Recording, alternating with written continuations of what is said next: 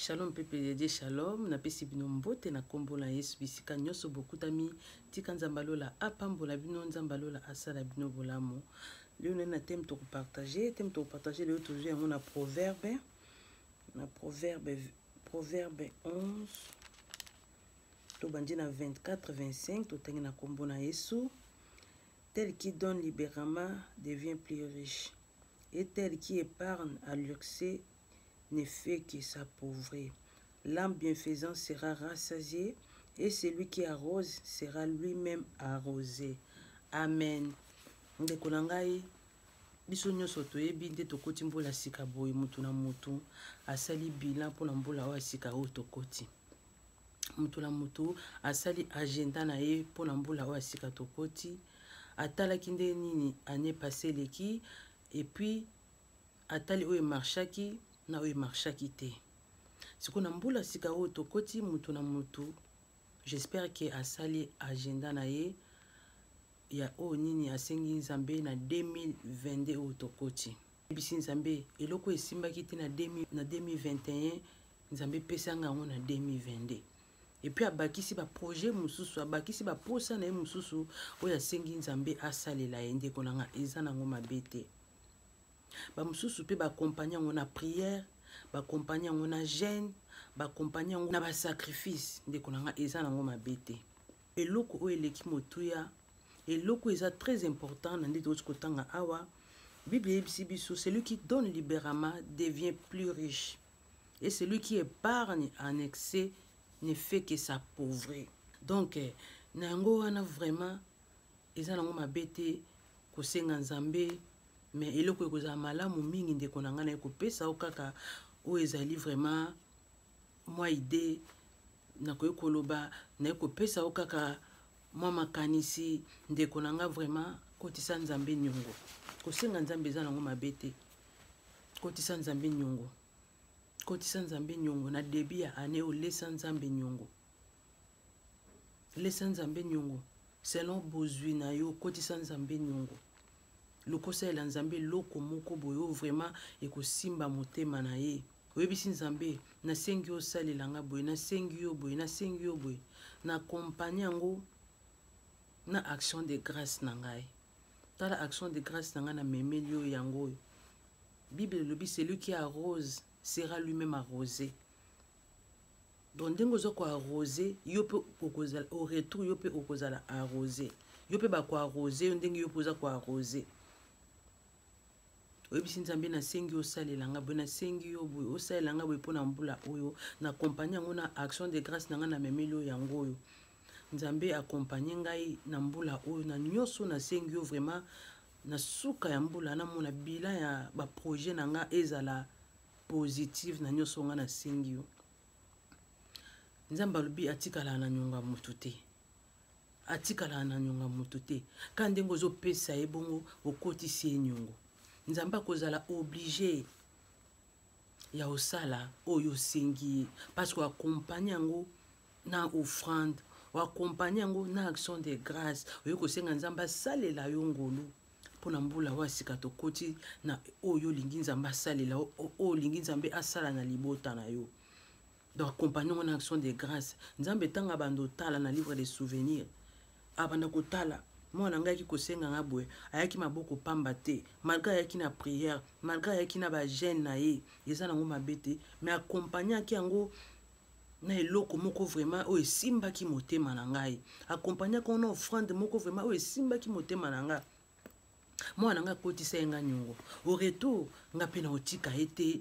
na mbula oya bima maboko pamba. Nga pe fona futa ye na o nyonso ya saleli ngai. Donc nzambe alingaka tolesa ye nyongo. Tango kolesa ye nyongo, yeba ke tango kotambola na mbula o tokoti nyonso tu nzambe nda ozwa contrôle nango. Na nyonso sengi nzambe, nzambe ndi mutu awabanda ko veiller ke mwana nga senga kinga boy, mwana nga senga kinga boy. Parce que azotala oso lesa ki nyongo, aza obligé asala oyo senga ki. Aza obligé pesa yo eza posa motema na yo, parce que so kotisa ki nyongo. Nzambe alinga ba offrande. Nzamba sepela na ba offrande na biso. Ndengo za ko arroser, yeba yo pe au retour nzambe pa ko arroser yo. Bible lobi celui qui épargne en excès ne fait que s'appauvrir. Soko bomba ka mingi yo atozana ngo linko sunga musala nzambe te ekende liboso. Koma kaka na monoko so na pesi bato mbongo so na pesi basala nzambe mbongo na onvwa misa bango baokoma bakristo bango bazobonga biso totikala bapauvre opesaka basala nzambe te opesaka nde nzambe nde moto azwa ofrande wana basali na ye ye atia bango na service na ye ofrande wana ntongo ozopesa basala na nzambe ekendaka kaka mpona mosala na nzambe po esunga mosala na nzambe ekendaka po esunga mosala na nzambe na nzela ofrande wana basala na nzambe mosala efutaka loyer moi eloko moko ezangaki na église omona mpe esungi mpe moi problème moko boye esengaki na église moi mpe na nzela baofrande na nzela baaction de grâce wana yango nde basali na nzambe bavivaka na yango parce que l'ouvrier mérite son salaire mosala na bango basalaka eza oyo nzambe atinda bango na église donc babi celui qui travaille à l'hôtel mange à l'hôtel baliaka bisika oyo nzambe atindela bango yango nde eza mosala na bango yo esala opasi te soki napesi paster na omvwamisa paster na obongisa paster ozobongisa paster te soko zaka na makanisi wana na mutu ndeko nanga obandaka kosapauvrir obanda obengaka pauvreté parce que oza na libéralité te oza na libéralité te oni kosunga mosala nzambe te yo konsina mutu na yo kaka basala nzambe baobonga soki napesi mosala nzambe ya okende liboso soki napesi basala nzambe bango bazobonga bango bazosomba bazotonga biso kaka totikalaka nsima ndeko nanga okokontinue kaka na kosapauvrir et puis nous avons peu que sur Namsa Nzambe au monde a payé puis Nzambe peut okangela ba porte parce que azo mon intérêt na ye na vie na yo ezate azo trouver intérêt na ye pa na yo te Nzamba tiaka misu bisika nyoso intérêt na ye ezalaka Nzamba tiaka misu na ye likolo alinga kutu te muto simba mwana ye esika o intérêt na ye bimelaka Nzamba protégeaka Nzamba protégeaka ba oyo nyonso tout Nzamba monaka intérêt na ye ezalikolo eza kati na bango na yango na kozala na motema kokangama te po sunga mosala na nzambe kozala motema ya kokangama te po sunga basala na nzambe ntango opesa yango nzambe topesa yango nzambe Dieu joue nzambe Jésus-Christ souviens-toi de moi action de grâce na meme lo posa elanga ngolo na 2022 oto kotina mona loboko na yo esika una eshuaki na 2021 accorder nga seconde chance na 2022 nzambe pesa nga yango accompagner l'action de grâce na yo soko moni makambo na pendant parcours non na 2022 oyo makambo ko de gauche à droite ezo simba te esala okubanga te oso lesa des gens nzambe nyo nzamba lobi na oluka nani onaza na nyongone pona futa ye eloko yo kosala kaka fukama banda ko rappeler nzambe yebisa nzambe nga na lesa ki onyongo nzambe kanisela ngai na début ya année oyo nga na lesa ki onyongo nakotiaki yo nyongo nzambe nasengaki yo boye osalela ngai me nakomi komona makambo ngo nasengaki yo ezokokisama te nzambe oyo botikala na nyongo ya motu te nzambe bakangaka na maloba na ye bakanga nzambe na maloba na ye parce que azaka lokuta te oyo alobaka kokisa yango alobi atikala na nyongo ya motu te nzambe azofungola livre na basouvenir azomona posa motema na yo nzambe directement akokokisa oyo nyonso yo osengaki parce que azotrouve ke oyaki na action de grâce obi nzambe esalelanga ngolu na 2022 oyo tokoti pesanga bana pesanga libala pesanga mosala pesanga voyage maladi soki ezalaki soki liwa nzambe elongola nzambe ebundelanga eloko nyonso to yoyebi kaka emarchaki te na 2021 na 2022 olingi nzambe asalela yo oyo osengaki nzambe obandi korapele nzambe banda korapele banda koderange nzambe yebisaka nzambe nga na toyoka na ye boye te nzambe na toyoka na ye boye te nzambe nga napesaki action de grâce na nga nalesaki oyo nyongo mpo osala nga bolamu mpo osala libota na nga bolamu mais oyo nga nakomi kovivre eza le contraire na oyo nga na toyokanaki donc nzambe bakanga ye na maloba nzambe aosalela yo oyo nyonso eza posa motema no nzambe akokisa yango mais linga nzambe atrouve intérêt na ye na oyo ozosenga ye nzambe amona intérêt na ye eza na kati na yango wana kosambela eza nango mabe te kokota jeune eza nango mabe te na gene na tiki année oyo na maboko ya nzambe azwa contrôle nango na gene nalali na se nakangi libumu na nga nzala mpo nzambe asala nga bolamu na ne oyo nzambe asala libota na nga bolamu eza mabe te eza malamu eza kitoko vraiment soki osalaki yango mais oyo eza très important kotisa nzambe nyongo okotisa nzambe nyongo, osali prière na yo, ogene na yo, accompagner yango na offrande likolo, accompagner yango na action de grâce likolo.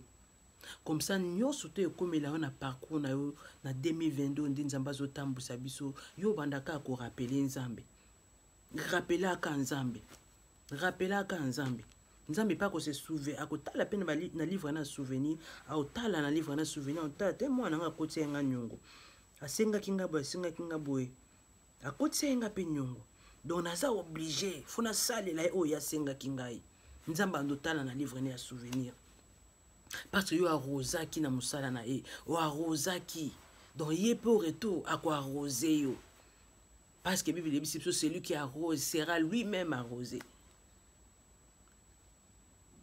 Na yango wana ndeko na ngai,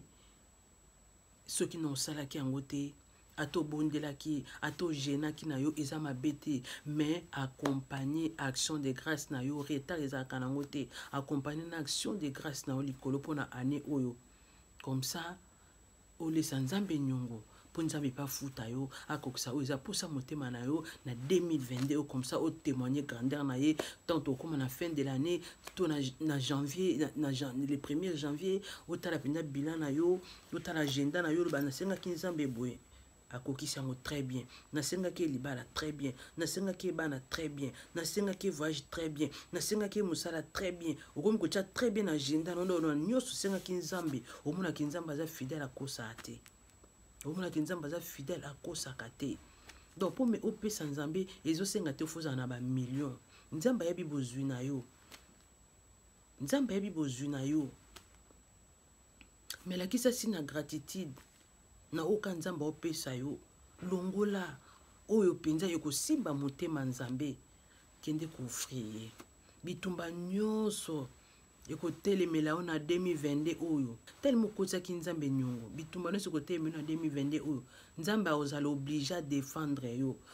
po aboya bima lokuta parce que lokuta eza ya ye te, akokota bitumba na yo, akolongisa yo, akopesa yo oyo eza posa ya motema na yo kaka ndenge yo osengi ye, parce que aloba tikala na nyonga mutu te. Donc okokisa oyo eza posa motema na oyo osengi na 2022 oyo parce que okotisaki esu nyongo, okotisaki nyongo, atikala na nyonga mutu te, ozala obligé asala yo bolamu. Soko sala ye na nzambe bolamu te, na début année oyo nde tokoto saleli nzambe bolamu moko te, soko na parcours na ndenge bando tambola, so makambo ekomi kokoma mbilinga bando yebisa nzambe nini, oloba nzambe kanisela nga, oloba kanisela na nini, oyebisa nzambe akanisela na nini, akanisela na nini, oyebisa nzambe, orapele nzambe na eloko nini oyo osaleli pour rappeler nzambe, oko rappeler nzambe na nini, soko salaki yango te, trop tard eza te, sala yango, luka mosala nzambe, esika oyo osambelaka, memela action de grâce na yo, memela offrande na yo, koloba te ke na envoi misa ba pasteur, biso ba na nzambe faut longola langage na monoko, tozo rater ba bénédiction ebele, tozo kanga ba porte na biso, ba porte ebele na ba vie na biso, mo nzamba sala biso bolamu te, parce que tokomaka so pesi pasteur mbongo, envoi misa ye langage tokoma nango na biso ba chrétien yango wana kaka, tozo kanga pe lipamboli na biso. Basala nzambe musala na bango bazo sala o nzamba atia bango yango wana baza obligé akolia na musala wana siko musala ngo bakolia eza te nzamba okita na likolo aya opesa bango mbongo biso o nzamba tie pembe na basali na ye biso nde foto za soin basali na nzambe tangu yo sunga musala na nzambe nzamba wanda o protéger yo soki totanga na Malachie 3:10 Bible zo ebisa biso boye apporter à la maison du trésor toutes les dîmes afin qu'il y ait de la nourriture dans ma maison. Donc, Bible dit surtout memananda kwa nzambe, ba offrande na biso, ba dîme na biso, ba action de grâce na biso, po nanda kwa nzambe biloko ezanga te. Po basali na bazanga ya kolia te. Basali ne bazanga ya kolia te parce que bazana service en nzambe. Biso nzamba tie pembe na bango, atie biso poto sunga bango parce que bazo te ya biso. Bazo te ya biso. Yon Bible biba ketana ndaka nzambe maboko pamba te. Donc so ki babi prière sans offrande eza luka bosali prière te. Prière le krana offrande. Nanzelo offrande wana yango basala nzambe bafutaka ndako yango bafutaka loyer yango au courant au mai église tout bafuta yango kana na nzela ba offrande na nzela ba action de grâce na nzela ba dimo to mana msala na nzambe siko soki tozoboya kosunga msala na nzambe comme donc tozokanga pe lipambo na biso nzambe opambola biso te so toboya kosunga msala na nzambe mpona kotala ka bapaster oyoki tobongisa bapaster tovwamisa bapaster biso monde toza kosapauvrir sans les savoir tokanga lipambo na biso sans les savoir tolongola na bapenser na biso ke tovwamisaka bapaster nde topesaka baaction de grâce nde topesaka badime nde topesaka baoffrande soki oyebi prémisse action de grâce dime offrande ndeko nanga soki oyebi modele ebundelaka biso soki oyebi modele ebundelaka mabota na biso ndeko nanga mekoloba te ke komvwamisa bapaster obanda kutu kolingaka kutu tozanga ya kofri nzambe okolinga lisusu te okolinga lisusu te eza na bitumba mosusu ekomela ya biso na bavie na mabota na biso tolongaka yango à travers ya bofrande na biso à travers ya baaction de grâce à travers ya badime na biso nde elongisaka biso liboso ya bitumba nde gangaka na miso ya nzambe nzambe ntango azotala baaction de grâce oyo opesaka aotala bofrande oyo opesaka aotala badime oyo opesaka aotala ndenge osungaka mosala na ye nzambe abiso oyo na perdre motabo oyo eza pasi mpona basali na nga eza pasi mpona mosala na nga nzambe abanda obundela yo eya buto ya moi ndenge osungaka mosala na nzambe bofrande wana oyo opesaka ebanda oganga na miso ya nzambe donc miso ya nzambe ezala likolo na yo miso ya nzambe ezala likolo ya libota na yo nzambe olinga kutu te moto moko asimba yo aolinga kutu te moto asimba yo liso ya nzambe ezala likolo mpe na libota no parce que okontribuaka na mosala na nzambe mais soki ozoboya kokontribue na mosala na nzambe ndeko na nga yo moko ozokanga mapamboli bitumba mo mpe kokoyela oboye mpe nzambe mpe akangi ne maboko parce que omona intérêt na ye na vie na yo eza nango te eza nango te yango message na ye ki nango topartage bandeko na nga kosenga nzambe eza mabe te me nzambe alingaka mpe amona mpe intérêt na ye na bavie na biso donc tika nzambe alola apambola moto nyonso alandi message oyo soki jésus christ de nazareth azongi te soki apesi so souffle de vie wana tokutani à la prochaine bye.